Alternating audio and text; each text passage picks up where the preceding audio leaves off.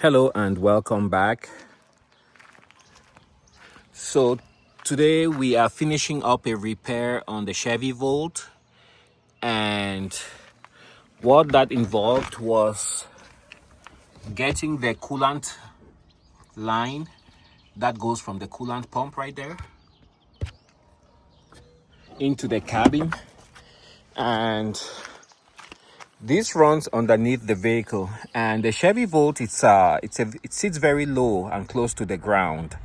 So these lines are very prone to being hit by road debris and can be destroyed. So I sprung a leak somewhere here,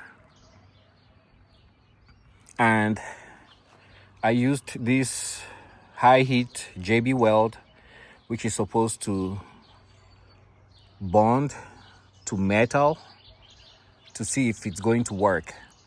It's supposed to cure for a minimum of 8 hours. So it's been about maybe 8-9 hours since I applied the Bondo, and we are going to see if it works.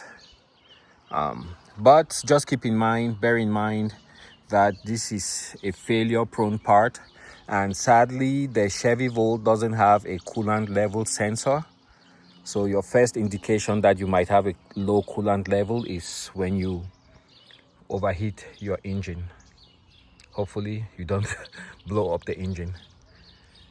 Anyways, I'll get this back together, and wish me luck. Let me know your thoughts in the comment section below. Thanks for watching.